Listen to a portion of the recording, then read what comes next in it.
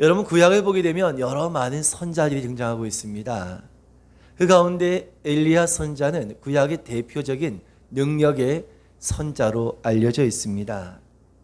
그는 바알과 아세라 선자와 불내리기 대결을 통하여서 하늘에 불이 내리게 하고 제단을 사른 역사를 통하여서 바알과 아세라 선자들의 거짓됨을 밝히고 그들을 잡아 죽이는 능력을 행하기도 했습니다. 여러분, 하늘에서 불이 내리고 그 모든 그 제단의 제물들을 다 태워버리는 그런 놀라운 능력이 나타날 정도라고 한다면 이스라엘 백성들이 우상에서 떠나 회개하고 하나님을 섬기는 것이 어쩌면 너무나 정상적인 일이다라고 할 수 있을 것입니다. 특히 아합과 그의 아내 이세벨 왕후는 더욱더 그리해야 했던 것입니다.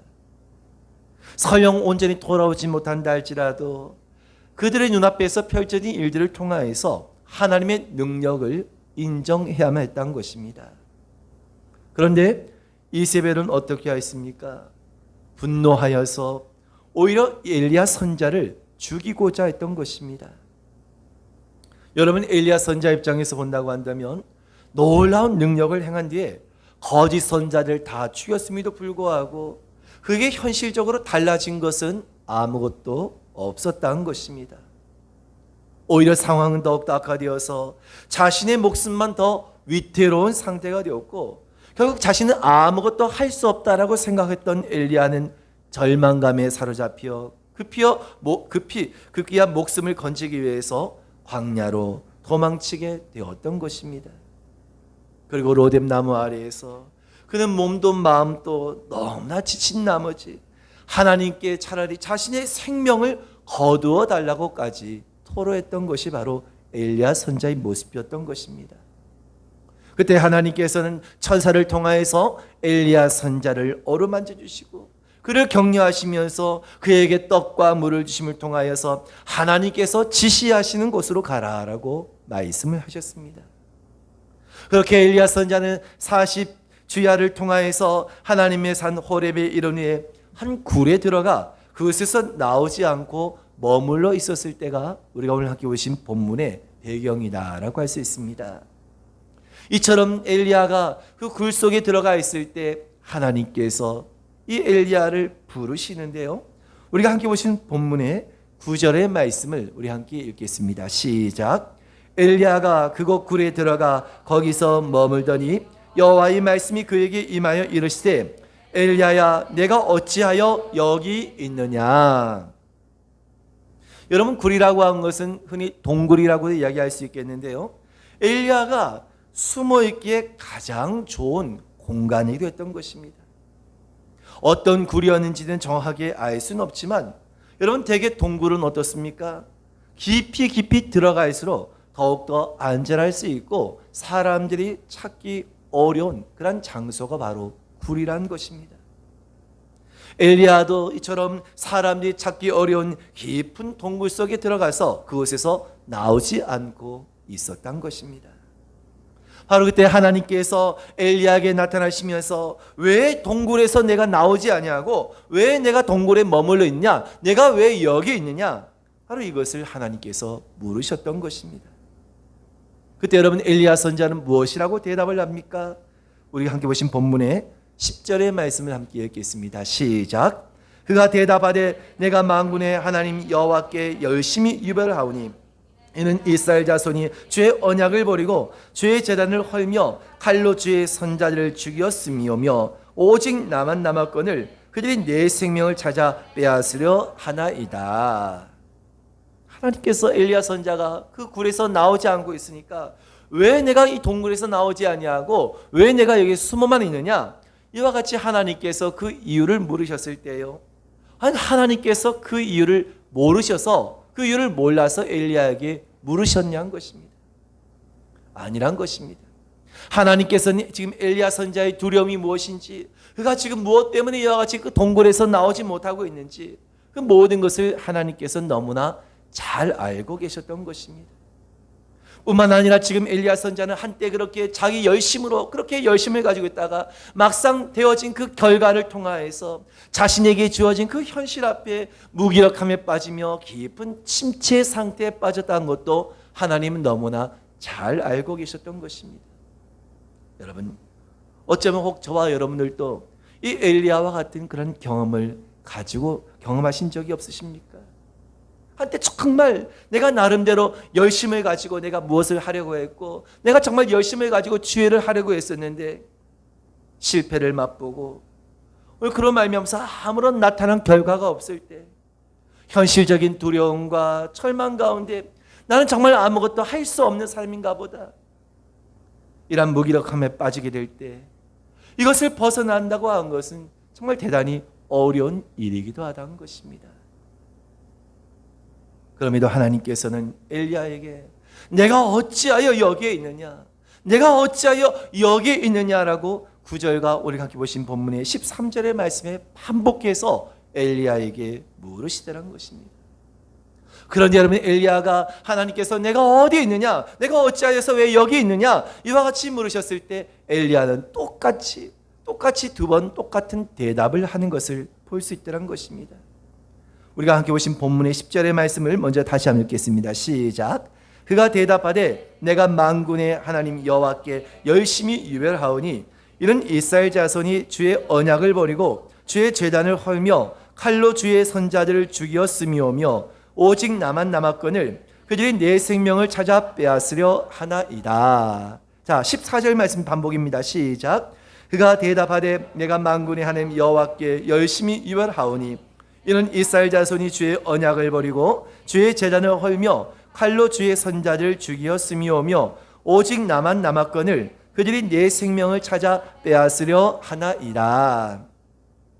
하나님께서 엘리야에게 반복적으로 물으셨을 때 엘리야는 자신의 처지에 대해서 똑같이 반복해서 대답을 안 한 것입니다. 그 이유가 무엇이라고 했습니까?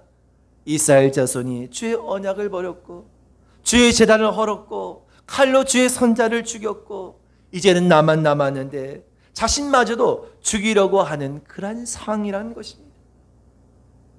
여러분, 엘리야의 이와 같은 대답은 결국 자신이 동굴 밖으로 나오지 못하고 지금 이 동굴 속에서 숨어 있을 수밖에 없는 그 절망적인 현실이자 이유다라고 그는 스스로 생각했던 것입니다. 여러분, 어쩌면 저와 여러분들도 이처럼 살다 보면 아무것도 할 수 없다라고 하는 무기력함과 두려움이 몰려와서 마치 엘리야처럼 절망의 동굴과 이 낙심의 동굴 속으로 들어가서 오늘 그곳에서 나오지 못하고 여전히 그곳에서 갇혀있는 그런 모습으로 살아가고 있을 수 있다는 것입니다. 그런데 여러분, 문제는 이러한 동굴 깊숙이 그 동굴에서 나오지 아니하고 그 동굴에서의 시간이, 그 동굴에서의 생활이 익숙해지다 보면 점점 더 깊이 점점 더 동굴의 깊이 속으로 들어가 버리게 된다는 것입니다. 여러분, 분명한 것은 아무리 절망적이고 아무리 낙심이 있고 아무리 두려움이 있다 할지라도 동굴 안에 들어가는 것이 능사가 아니라는 것입니다. 이러한 동굴에서 반드시 나와야 한다는 것입니다. 그냥 그 동굴에 머물러 있으면 그 상태로 있는 것이 아니라 점점 더 깊이 들어가기 때문인 것입니다. 여러분, 그렇다고 한다면 어떻게 이 동굴에서 벗어나고 어떻게 이 동굴에서 나올 수 있겠습니까? 어떻게 하면 이 동굴의 상태에서 벗어나서 새롭게 출발하며 하나님께서 원하시고 기뻐하시는 삶을 살아가면서 승리하는 인생을 살아갈 수 있겠냐는 것입니다. 그런데 여러분, 너무나 감사한 것은 이처럼 엘리야가 절망과 낙심의 동굴에 갇혀서 자신을 숨기기에 급급했던 그 엘리야에게 하나님께서는 먼저 그에게 찾아오셔서 먼저 그에게 말씀해 주신 줄로 믿으시길 바랍니다. 여러분, 하나님께서는 내 모든 형편과 내 모든 처지를 아실 뿐만 아니라 나의 연약함도 너무나 잘 아신 분이라는 사실을 기억하시길 바랍니다. 아무리 우리가 동굴 속에 들어있다 할지라도 하나님께서는 그러한 우리를 긍휼히 여겨시고 그러한 우리를 먼저 찾아오신 분으로 여러분 믿으시길 바랍니다. 여러분, 예수님께서도 십자가에서 죽으신 후에 정말 제자들은 모두가 절망 가운데 숨어 있었습니다. 그런 제자들을 예수님께서는 부활하시어서 먼저 그들을 찾아오시고 먼저 그들에게 사명을 주셨던 것처럼요, 오늘 저와 여러분들도 오늘 이 말씀을 통하여서 모두가 이제는 이 동굴에서, 이 동굴 속으로 더욱더 깊이 들어가고자 하는 오늘 그런 자리에서 이제는 벗어나서 이제는 당당하게, 이제는 더욱더 담대함으로 이제는 동굴 밖으로 나아가는 축복의 은혜의 시간이 되시기를 주님의 이름으로 축원을 드립니다. 여러분, 오늘 본문의 말씀에 11절의 말씀에 보게 되면 이제 하나님께서 엘리야를 향하여서 무엇이라고 말씀하십니까?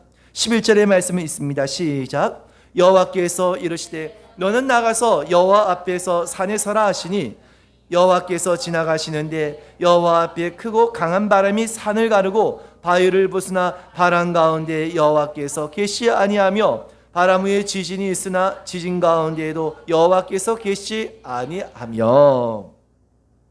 여러분, 하나님께서 엘리야를 향해서 무엇이라고 하십니까? 너는 나가서 여호와 앞에서 산에 서라는 것입니다. 여러분, 이 말씀은 먼저 너는 지금 동굴에 이렇게 있지 말고 이제 동굴에서 나오라는 것입니다. 내가 지금 있을 곳은 동굴이 아니란 것입니다. 이제는 그 동굴에서 벗어나야 한다는 것입니다. 이제는 이 동굴에서 나와야 한다는 것입니다. 여러분, 동굴은 어떤 곳입니까? 캄캄한 곳입니다. 침침하고 어두운 곳입니다. 여러분, 이런 동굴 속에서 사람이 빛을 보지 아니하고 계속해서 이 동굴 속에서 머물러 있다고 한다면 어떻게 되겠습니까? 건강한 사람도 빛을 보지 못하고 건강한 사람도 동굴에서 계속 있다 보면 건강에 문제가 생길 수밖에 없다는 것입니다. 여러분, 이것은 영적인 면에 있어서도 마찬가지라고 할 수 있는 것입니다. 우리가 영적인 동굴 속에 들어가게 되면 더욱더 침침하고 더욱더 음침한 것을 찾아 들어가게 된다는 것입니다.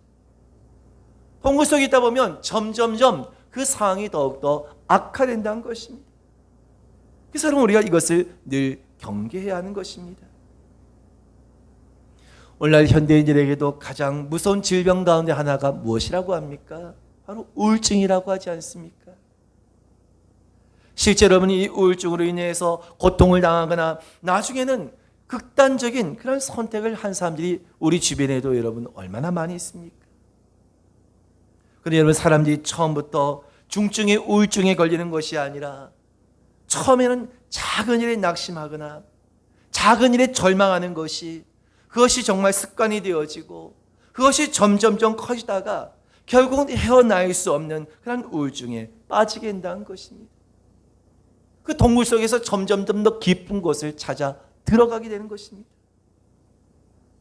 마찬가지로 하나님께서는 이러한 동굴 속에서 전혀 나올 생각이 없는 엘리야를 향하여서 동굴에서 나가라는 것입니다.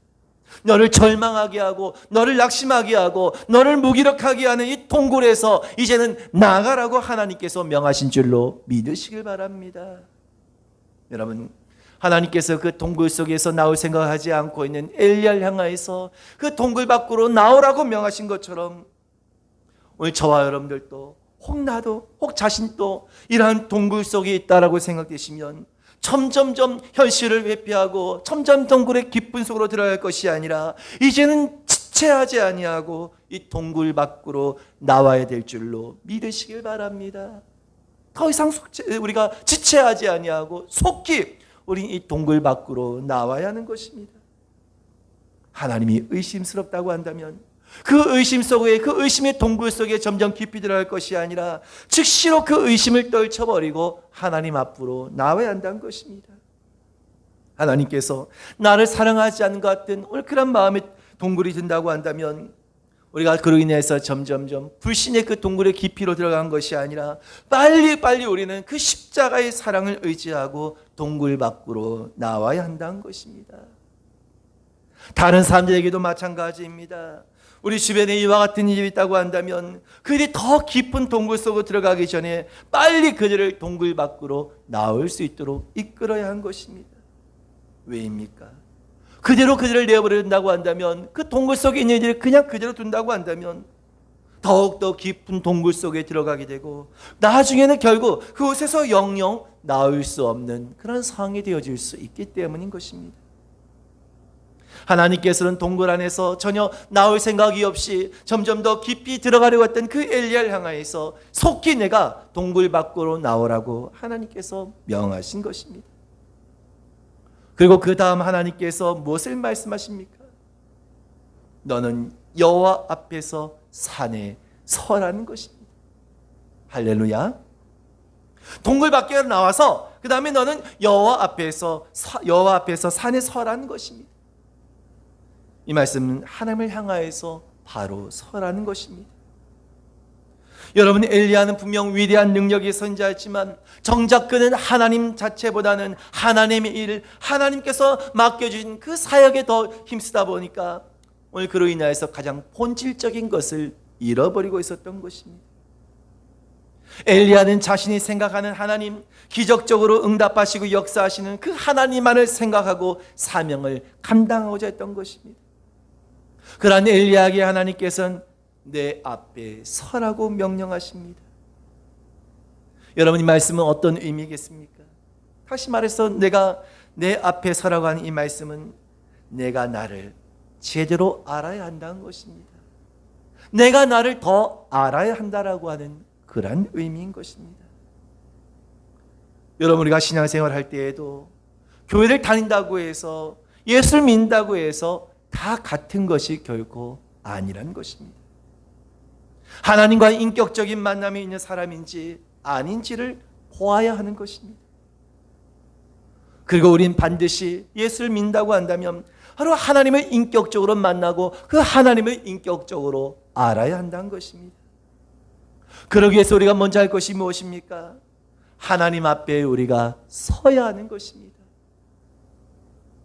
하나님 앞에 우리가 서게 될 때 그 하나님이 어떤 분이신가 하는 것을 더욱더 잘 알게 되고 어떤 그 하나님이 어떤 분이신가를 우리가 더 잘 믿게 되어지고 그런 말미암아 우리가 하나님을 인격적으로 만남을 통하여서 동굴의 상태에서 벗어나게 될 줄로 믿으시기를 바랍니다. 다윗은 누구보다 하나님과 깊은 교제가 있는 사람이었습니다. 누구보다도 다윗은 하나님과 인격적인 교제와 인격적인 만남이 있는 사람이었습니다. 그래서 수많은 시편 가운데서 다윗은 그 같은 하나님과의 인격적인 만남을 통하여서 그는 어떤 고백을 하고 있습니까? 시편 121편 1절과 2절의 말씀을 같이 읽습니다. 시작. 내가 산을 향하여 눈을 들리라. 나의 도움이 어디서 올까? 나의 도움은 천지를 지으신 여호와에게서로다. 아멘. 여러분, 나를 도우실 수 있는 자, 나를 도우실 수 있는 분이 계시다고 한 것이 우리에게 얼마나 큰 축복입니까? 그런데 그 나를 도우실 수 있는 분이 천지를 지으신 여호와, 그 전능하신 하나님이라고 한다면 이것이 얼마나 복된 일이고 오늘 이것이 얼마나 우리에게 힘이 되는 말씀입니까? 우리가 이런 하나님을 만나기 위해서는 그럼 반드시 하나님 앞에 서야 하는 것입니다. 그렇다고 한다면 우리가 어떻게 하는 것이 하나님 앞에 서는 것이다라고 말할 수 있겠습니까? 여러분, 하나님은 말씀인 줄로 믿으시길 바랍니다.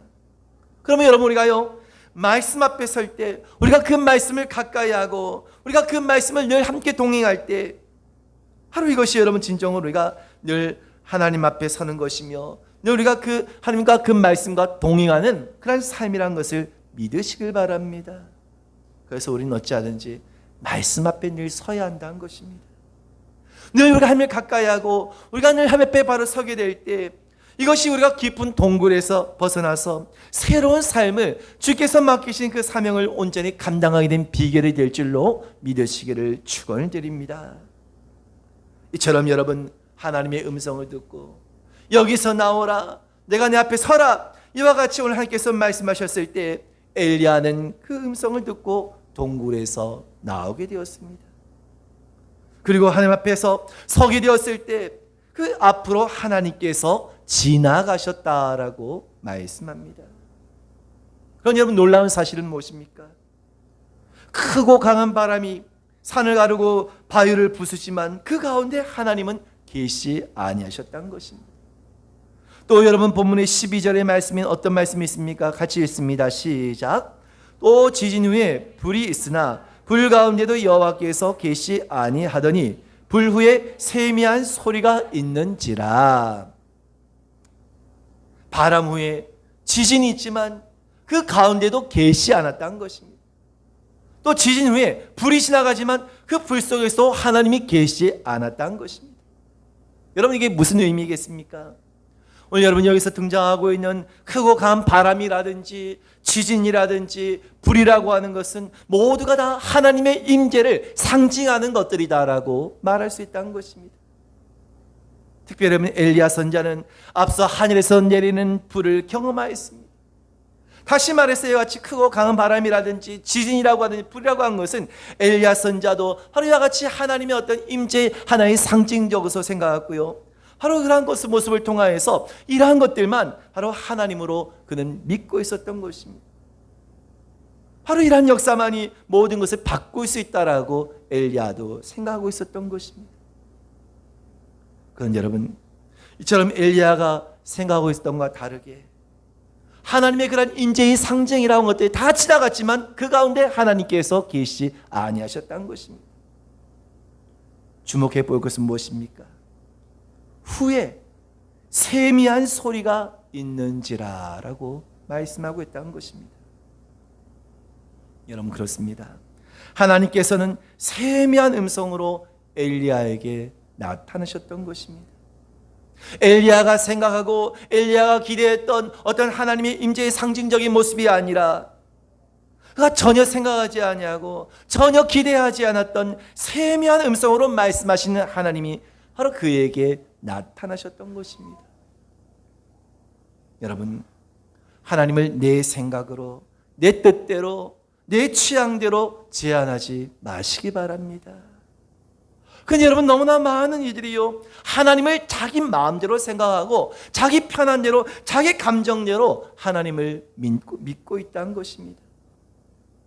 하나님은 위대하시며 하나님은 광대하신 하나님이십니다. 우리의 모든 생각과 우리의 모든 방식을 초월하신 분이십니다.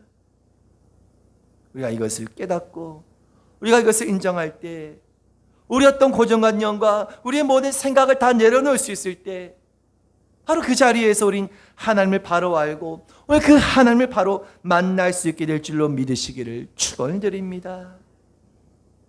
하나님께서는 동굴에서 나온 엘리야에게 그에게 다시금 사명을 감당할 것을 말씀을 하십니다.